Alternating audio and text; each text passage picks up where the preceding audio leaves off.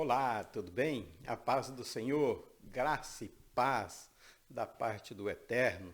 Que bom ver você por aqui. Mais uma vez, nós estamos aqui para gravar esse subsídio da lição 3 do dia 17 de julho de 2022, a sutileza da imoralidade sexual. Eu vou gravar essa aula porque é muito extensa, tem muito assunto e vou voltar com outra aula sobre a revolução sexual. Tá? Eu vou gravar uma matéria à parte, daí uma aula à parte, tá bom, meus irmãos? Vamos para frente então. O texto áureo da lição diz assim: assim não são mais dois, mas uma só carne, portanto, o que Deus ajuntou, não separe o homem. Que maravilha, né? Essa aqui é a nossa lição que nós vamos estar estudando, a sutileza da imoralidade sexual. Domingo próximo, inclusive, eu sou o professor, da próxima. Verdade Prática diz o seguinte: o padrão bíblico para o casamento que ele deseja, que Deus deseja, é heterossexual, monogâmico e indissolúvel. Olhe bem, o casamento, a união bíblica, o padrão bíblico para o casamento é que ele seja, não que ele deseja, me perdoem a falha, é que ele seja heterossexual, monogâmico e indissolúvel, casado uma vez, casado para sempre. Nós vamos ver isso aí na lição de número 4, tá? Leitura diária para você acompanhar todos os dias. Nós estamos fazendo aí a leitura diária, de segunda a terça, no Instagram, Pastor Rivanildo, no YouTube, Pastor Rivanildo também. Só procurar lá, todos os dias de segunda a sábado, às 9 horas da manhã, nós estaremos lá. Palavra-chave: imoralidade. O que é imoralidade? Imoralidade é a violação das leis normais ou padrões morais. Refere-se a um agente fazendo ou pensando algo que sabe ou acreditar ser errado, Ele sabe ou acreditar. A imoralidade, normalmente, ela é aplicada a pessoas e ações. No sentido amplo, ela atende até às obras de arte. Ela parte de um partido, de um coletivo e vai até a obras de arte. Nós temos obras de arte que retratam uma imoralidade, Na introdução, nós temos aqui o plano de aula, Você tem que apresentar o objetivo. Eu vou deixar, não vou falar muito nesses objetivos, que isso daí está para você, professor da escola bíblica. A presente lição tem o objetivo ali, destacar o processo de distorção da moralidade sexual que essa sociedade vem passando. Começou com a Revolução, que eu vou gravar um vídeo depois, de 1960 a 70, enfim, depois piorou um pouquinho. E nos dias que nós vivemos, a imoralidade cada dia pior. Objetivo da lição para você, professor da escola bíblica de domingo: explicar a revolução sexual na sociedade atual, pontuar a pecaminosidade do relacionamento pré-conjugal, extraconjugal e homossexual. Não use homossexualismo, tá? Para não causar nenhum problema para você. Homossexual ou homossexualidade. Respeito é bom em todas as áreas. Apresentar o padrão bíblico para o relacionamento sexual sadio. Essa é a sua função, professor.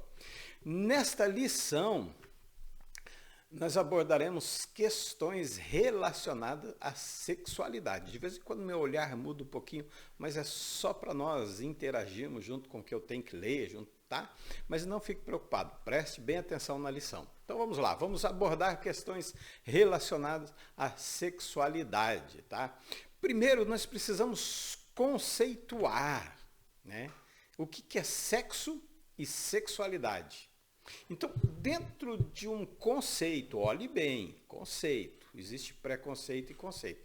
Dentro de um conceito, sexo é uma conformação física, orgânica e celular, tá vendo aí na sua tela, Particularmente que permite distinguir o homem da mulher, atribuindo-lhes um papel específico a cada um. É o que eu falei na leitura bíblica de segunda-feira. Dá uma assistida lá, está no YouTube, nesse mesmo canal. Dê o like aí, compartilhe, divida com essa informação com seus professores e amigos, está bem? Deixe seu comentário, comente, fale, pergunte, nós estamos aqui para interagir com você. Conceito de sexo e de sexualidade. Primeiro, a palavra sexo, ela pode ser usada como referência aos órgãos sexuais, não somente ao masculino e feminino, mas ao órgão genital da mulher ou do homem. Ela pode ser usada atribuindo essa qualidade a um outro. Ou a prática das atividades sexuais. Tanto faz um como o outro, tá? Sexualidade já é um conjunto de caracteres, né? Externos ou internos, determinados pelo sexo do indivíduo. Já é diferente de sexo. Vamos para frente? Deus criou apenas 2 tipos. Nós que cremos na Bíblia, nós que acreditamos em Deus, e quem acredita, ele crê na palavra de Deus e crê que Gênesis capítulo 1, 27 diz: o Criador não uniu 2 machos nem 2 fêmeas. A Bíblia diz lá, macho e fêmea os criou. E é na palavra de Deus que nós acreditamos. A Bíblia é clara. E criou Deus o homem à sua imagem, a imagem de Deus o criou, macho e fêmea os criou. Essa é a nossa, né? Os 2 sexos criados por Deus. Para frente, o relacionamento sexual é para ser desfrutado, olhe bem, com a pessoa certa no casamento. Provérbios 5:15, vamos ler? Provérbios 5:15? Não estava no gabarito de ler, mas vamos ler Provérbios 5:15. Ele diz assim, olhe bem. 5:15, portanto, beba a água da tua própria fonte, sacia tua sede com as águas que brotam do teu próprio poço. Então é para você desfrutar da sua esposa, depois de casado. Vamos para frente, que a aula é grande. Sexo somente no casamento, a legitimidade, né, para a satisfação de apetites sexuais entre o homem, restringe-se ao casamento. Toda prática feita fora disso, ela constitui-se em sexo ilícito, não agrada a Deus, é pecado, traz consequências terríveis. Eu falei sobre hoje, na leitura bíblica, sobre as consequências que o sexo fora do casamento traz. Ainda tem o sexo antes do casamento, tem o sexo na adolescência, por isso que o assunto é amplo. Na adolescência ela causa até depressão nos adolescentes. Por isso nós precisamos ter o cuidado de usar como bênção e não como maldição, tá? Distorções sexuais. Eu falo aqui, olha, sobre distorções, nos referimos a práticas sexuais condenadas pela Bíblia, onde nós cremos, onde nós temos a nossa fé.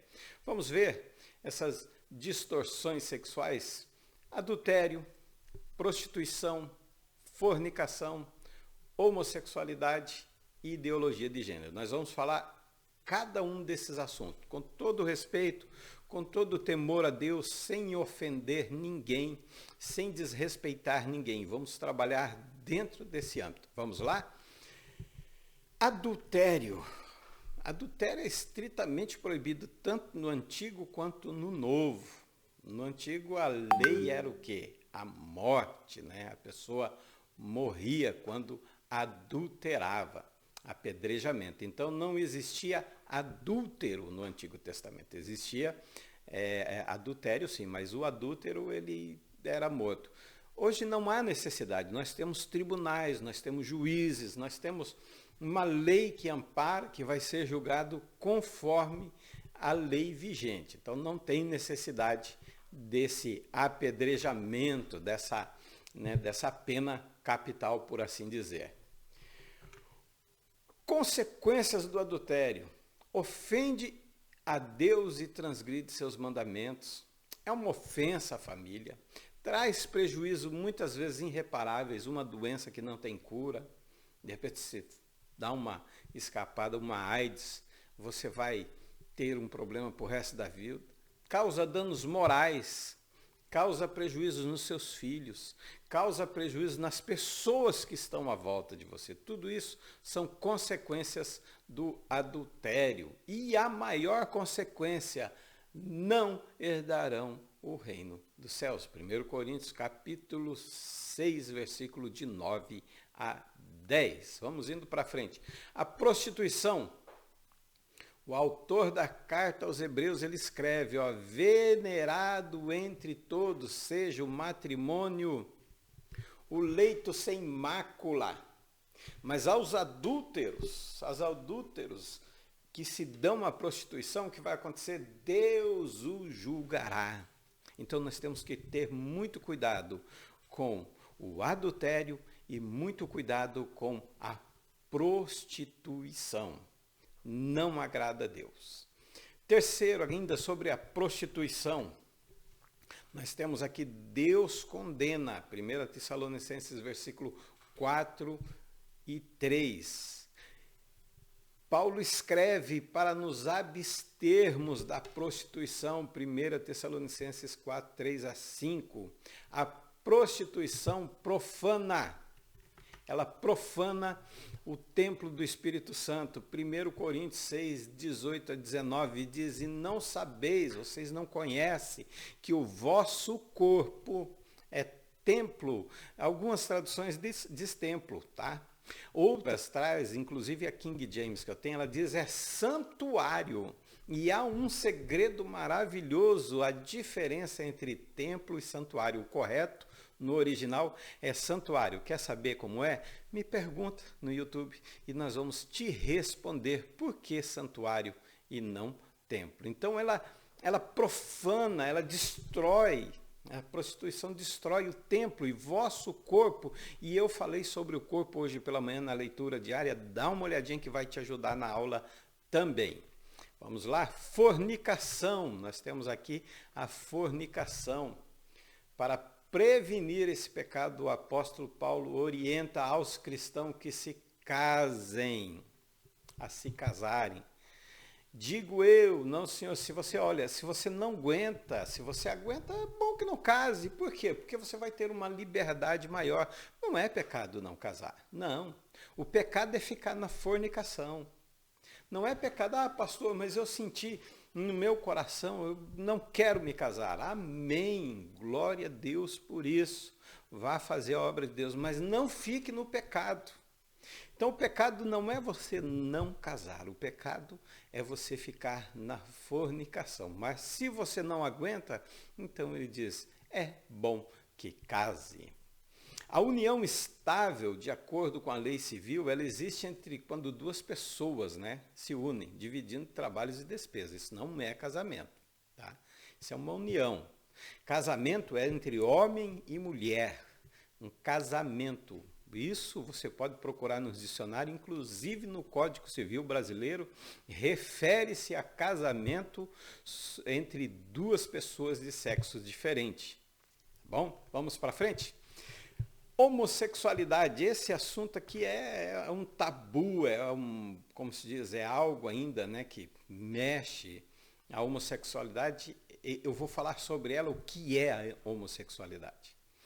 Nós defendemos sim que é pecado diante da Bíblia. Nós não odiamos os homossexuais de forma nenhuma, tá?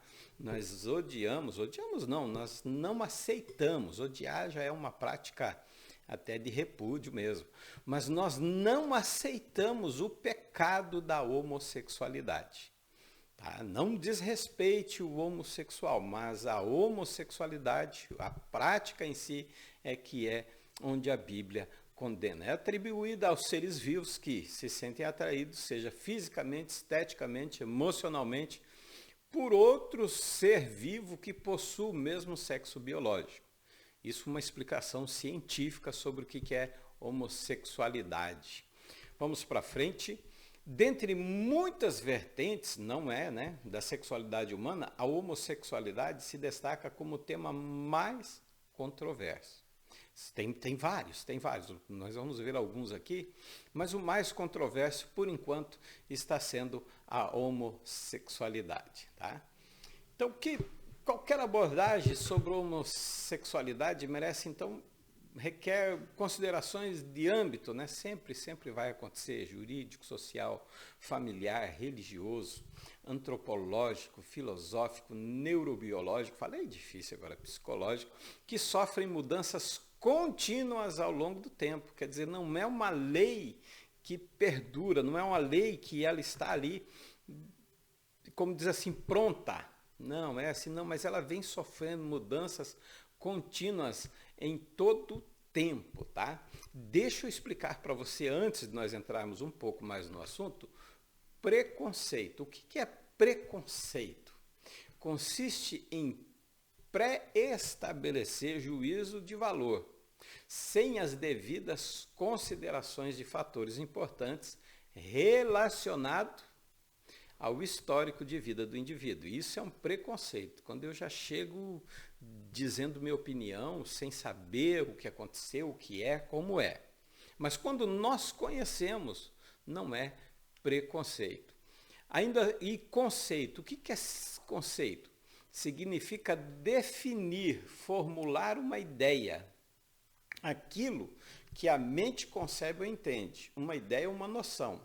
Representação geral, abstrata de uma realidade. Isso é conceito, tá? Então, conceituando a homossexualidade, nós vamos conceituar, tá? Não é preconceito, é conceituando.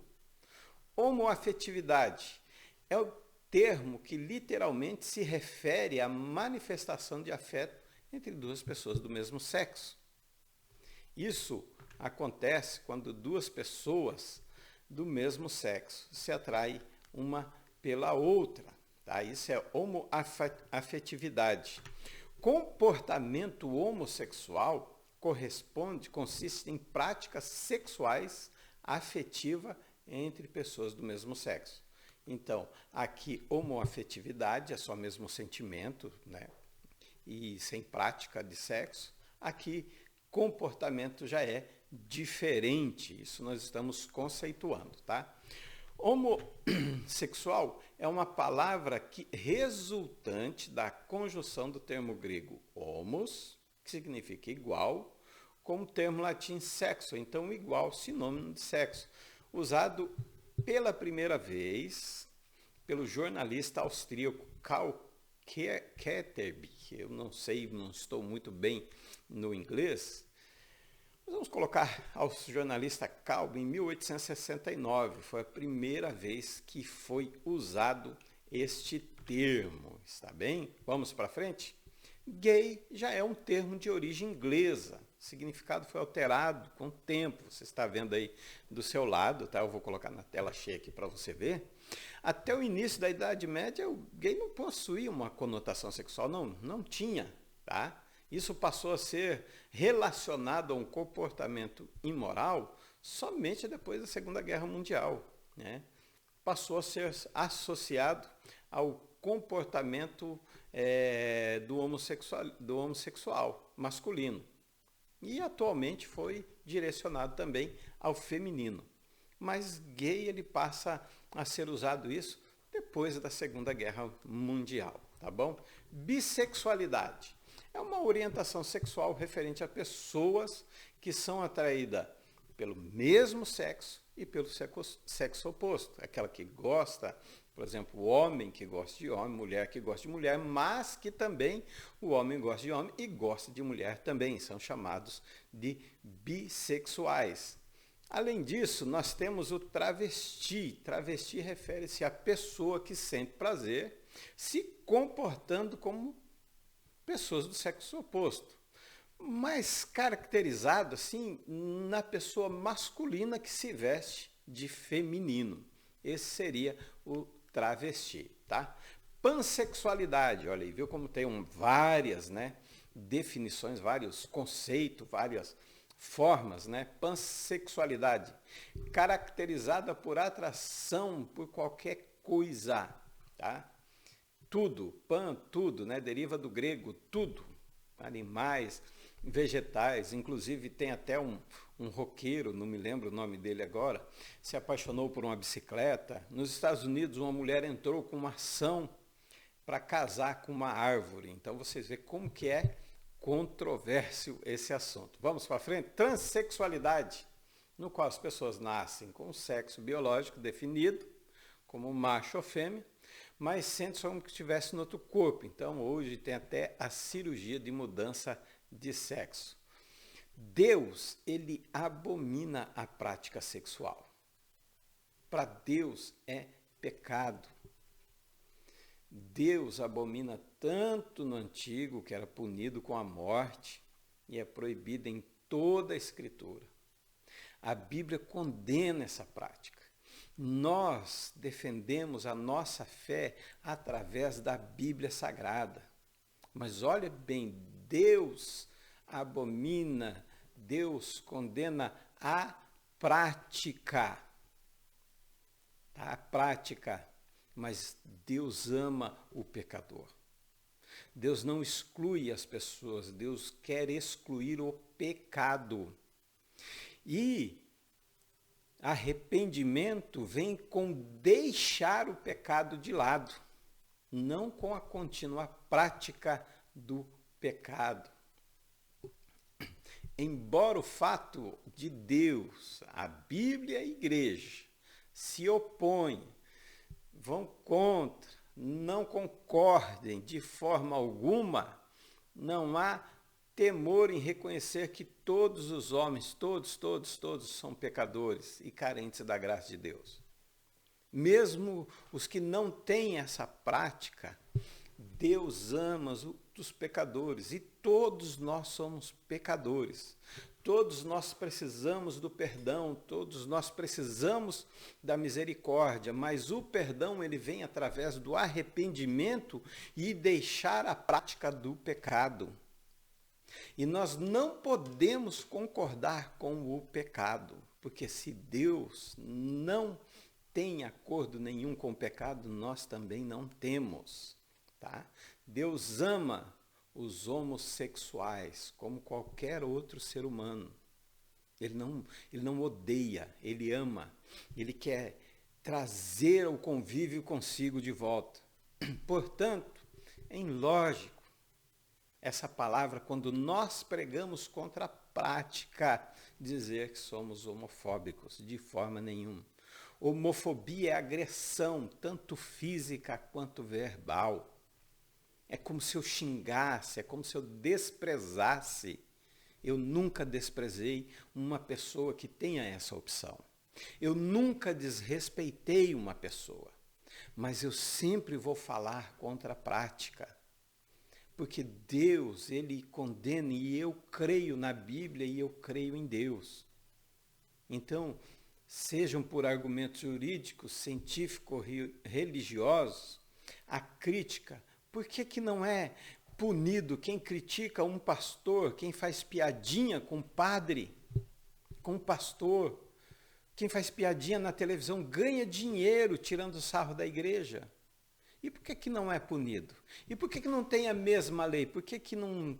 Então nós vamos fazer uma cristãofobia, se é que pode existir essa palavra, pastorfobia. Fazem piadas de carecas, de gordos, de político, de polícia, de pastor, de todos. Tiram sarro, denigrem a imagem por causa de um ou de outro. Nenhum pastor presta. Por causa de um policial e o outro, nenhum policial presta.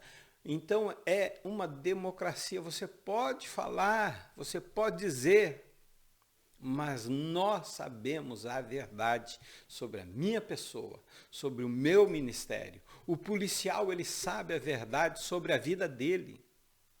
E por que essa indiferença de condenar uns e abster-se de condenar outros? Vamos em frente? Apesar do processo da neurociência, olha o que eu trago aqui, tá? O conhecimento sobre as determinadas, né, orientação sexual humana continua insuficiente. O que eu trago aqui não é opinião minha, tá? Não é minha. Ó, não há nenhum elemento de fatores até o momento que explique completamente todos os padrões homossexuais. Carmita Abdo. Vamos em frente? Eu não provei, doutor Levi, isso? Eu não provei que a homossexualidade genética, nem encontrei uma causa genética para a homossexualidade. Eu não demonstrei que homens nascem gays. Esse é o erro mais comum que as pessoas cometem ao interpretar muitas pesquisas. Eu também não localizei nenhum núcleo Grey no cérebro. Eu examinei o cérebro adultos, logo não sabemos se as diferenças que eu encontrei são de nascença ou aparecem depois. Embora reconheça que extintam lesões e pinguins que preferem indivíduos do mesmo sexo, eu compreendo que os animais são guiados apenas por instinto e reagem aos estímulos sensoriais de maneira impetuosa. O homem, ao contrário, tem a faculdade de agir de acordo com a razão, assim domar os seus apetites primitivos para não ser dominados por ele. 1 Coríntios capítulo 6, versículo 12 diz: todas as coisas me são permitidas, mas nem todas são saudáveis. Tudo me é lícito, mas eu não me deixarei dominar por nenhuma delas. Isso é o que diz a Bíblia. E ainda temos o depoimento de Foster. Embora os homossexuais não sejam responsáveis por orientação homossexual, são responsáveis pelo que fazem. Há escolhas a serem feitas. E para os cristãos que se descobrem com orientação homossexual, essa escolha deve ser feita à luz da verdade e da graça de Deus. Em geral, existem 3 opções básicas para esses indivíduos: mudar, controlar ou se render ao pecado. Essas são as únicas orientações a serem seguidas. Outro engano: homossexualidade não é doença. Não diga jamais que uma pessoa está doente por causa disso. Não trate a pessoa como um doente de forma nenhuma. Você pode abraçá-lo, porque a maioria, uma boa parte deles precisa de um abraço, precisa de atenção. Não seja preconceituoso, não transfere, não é contagioso, não, tá? Você pode sim amar a pessoa em Cristo Jesus. Homossexualidade, olha, para isso existem várias abordagens terapêuticas modernas centradas na necessidade do cliente, como a DI, abordagem direta do inconsciente, EMDR, dessensibilização e reprocessamento, REBET, terapia racional emotiva do comportamento, CS7, terapia do contexto específico. Então existe forma assim de serem tratados. Quem quer também, não é obrigar, ninguém é obrigado a mudar nada. Vamos para frente? O movimento homossexual consiste na mobilização orquestrada, olha isso aqui, tá? Visando promover e defender a ideologia homossexual, mudar o uso das palavras como marido e mulher, por parceiros e companheiros, suprimir o termo homossexual que possui uma conotação científica, substituir o gay por um termo mais suave e popular, enfatizar o sentimento, mas o que suas práticas sexuais. Então eles buscam mais trazer o quê? Comover você pelo sentimento mais do que pelas práticas deles. Mas geralmente essas leis que eles querem mudar é imposição que tiram a minha liberdade de falar, de me expressar, a qual a Constituição me permite. E como eu falei, fala-se mal de todos, menos do homossexual não pode. Se fala mal, então não pode fazer piadinha de pastor. Não pode denegrir a imagem do pastor, também seria a mesma coisa. outras funções, outros que eles buscam, né? O movimento busca reivindicar direitos especiais exclusivos, deturpação do significado literal das palavras e seus conceitos como homofobia. Eles querem considerar qualquer discordância da ideologia homossexual como um ato de violência, qualquer que nós falamos, olha, a 7 a 8 aí, ó, eles investem agressivamente sobre nós, eles querem mudar essa homofobia, o simples fato de eu pregar, de eu falar da palavra de Deus, eles já querem conceituar como uma homofobia ou agora já intolerância religiosa. É isso que eles querem. E por último, desconstruir valores. Eles querem desconstruir valores morais, religiosos e familiares que eu tenho direito. Querem influenciar a sociedade. Quer ser, tem toda a liberdade. Mas eu posso defender a minha família.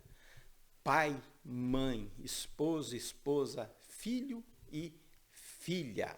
Tá? A atualidade de Sodoma e Gomorra. Após o milênios, o juízo divino culminou com a destruição de Sodoma e Gomorra. Chama a atenção da humanidade. Certamente esse foi um dos pecados que cheirava mal às narinas de Deus. O profeta Isaías fala de hipocrisia e injustiça. Jeremias enfatiza o adultério, o engano, a perversidade. Ezequiel refere-se à arrogância, à ganância, o descaso com os pobres. A essência do evangelho, ela consiste em viver segundo o propósito de Deus em toda e qualquer circunstância. Tá? É um grande erro focar apenas em determinados pecados. Não. Nós focamos na homossexualidade, mas nós temos esses erros também que nos acompanham. Hipocrisia, injustiça, engano, perversidade, arrogância, ganância, descaso com os pobres, descaso com o necessitado também são pecados. Também é condenado por Deus e pela Bíblia. Nós temos que viver segundo o propósito de Deus, independente das circunstâncias. Ideologia de gênero, vamos lá para nós encerrarmos a nossa aula. Definido. É a teoria, vou colocar aqui num quadro grande para vocês, é a teoria de que o gênero de uma pessoa não é determinado ao nascimento, ou seja, uma pessoa pode ser um homem ou mulher independente do sexo com que nasceu. A verdade bíblica sobre a falsa teoria da ideologia de gênero. A construção social pode influenciar o indivíduo de forma positiva ou negativa, mas isso não poderá invalidar a verdade divina. Deus criou já definido. Macho e fêmea os criou. Pode mudar o indivíduo, pode falar o que quiser, mas Deus criou dois sexos automaticamente distintos. Eu não preciso desenhar, eu não preciso te mostrar, não preciso nem cientificamente falando, é uma questão de anatomia. Você pode ver, um é diferente do outro. Um já diz que é fêmea, o outro já diz que é macho, homem e mulher. Assim Deus os criou. Postura doutrinária da igreja. Tá? Essa é a nossa postura doutrinária. Nesse contexto, a atuação da igreja consiste basicamente na transmissão de valores que norteiam o comportamento ético, moral e de seus membros, com atenção especial para crianças, adolescentes e jovens da comunidade, conforme Deuteronômio 6, de 5 a 7. Ou seja, a igreja deveria estar muito mais consciente da sua responsabilidade, tá? Comprometido com os valores cristãos do reino, comprometido com os elementos que formam o reino de Deus. Nós temos que ter essa responsabilidade de defender as nossas crianças, os nossos adolescentes e os nossos jovens, ensinando a verdade a eles.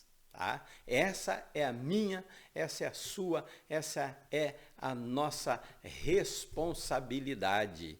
Que Deus abençoe a sua vida, que Deus te dê graça, que Deus te dê paz. A próxima lição, nós estaremos aí a sutileza da normalização do divórcio, lição 4, dia 24 de julho.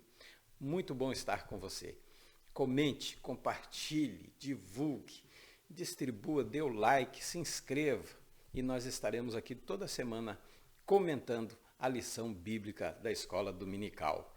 Fiquem todos na paz do Senhor, que Deus te abençoe.